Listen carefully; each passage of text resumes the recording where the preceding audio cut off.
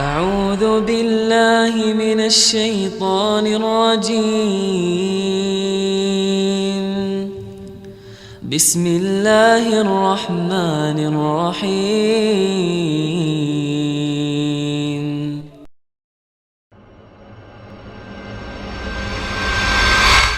Dari Anas dan dari Abu Talhah radhiyallahu taala anhu, beliau berkata, "Syakauna ila Rasulillah sallallahu alaihi wasallam al-ju'." Kami pernah mengeluhkan rasa lapar kepada Rasulullah sallallahu alaihi wasallam. Wa rafa'na an butunina an hajarin hajar. Kami pun mengangkat batu dan menempelkannya di perut kami untuk menyeka rasa lapar. Lambung kalau ditekan saat rasa lapar, kita biasanya menekan agar terkurangi rasa lapar itu. Dahulu Rasulullah Sallallahu Alaihi Wasallam menghadapi kondisi para sahabat yang menahan rasa lapar, bahkan sampai meletakkan batu dan mengikatkannya di perut mereka. Farafa'a Rasulullah Sallallahu Alaihi Wasallam an batnihi an hajarain.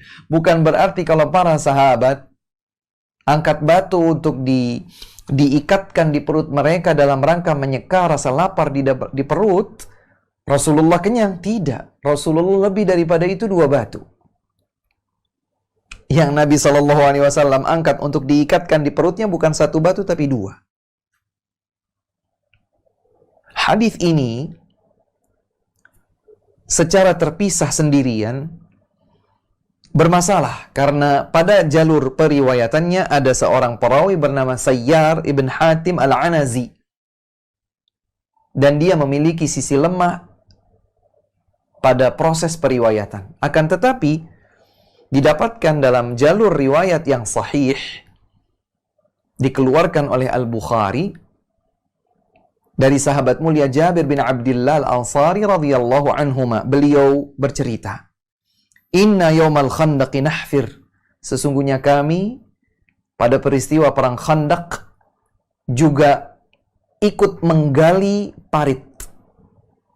Perang Khandaq atau perang Al-Ahzab dengan 2 nama berbeda akan tetapi maksudnya sama, terjadi di tahun 5 Hijriyah. Bersatu padunya kaum musyrikin bersama beberapa kabilah Yahudi bersengkongkol untuk menyerang kota Madinah.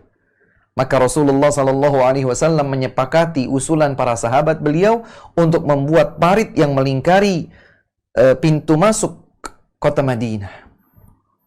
Tapi itu terjadi pada saat paceklik tiba. Kesulitan.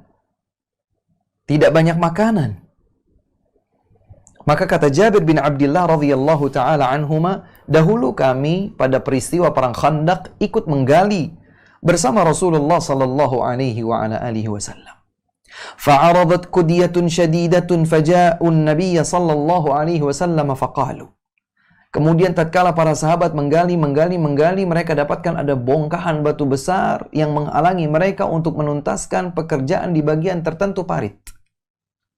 Maka mereka pun datang kepada Nabi sallallahu alaihi wasallam sambil berkata, "Hadhihi qudiyatun 'aradat fil khandaq." Rasul, ini bongkahan batu besar ada di parit menghalangi pekerjaan kita tuntas. Maka Rasulullah sallallahu alaihi wasallam menyatakan, "Ana nazil." Aku yang akan urus. Aku akan selesaikan. Thumma qama wa batnuhu ma'subun bihajar. Kemudian beliau pun bangkit untuk menyingkirkan itu. Dan tersingkap bagian perut beliau. Walabithna, dan ternyata di perut beliau terlihat ada ikatan batu dengan fungsi yang sama yang juga dialami oleh para sahabatnya radhiyallahu anhum. Mengikatkan batu di perut beliau untuk menyeka rasa lapar di perut. Kemudian kata Jabir, walabithna 3 ayyamin la nadhuqu dhawaqa. 3 hari berturut-turut lamanya kami tidak merasakan ada makanan sama sekali. Allahu Akbar. Namun kondisi itu tidak menjadikan Rasulullah Sallallahu Alaihi Wasallam atau generasi tangguh para sahabat menggadaikan agama mereka. Tidak.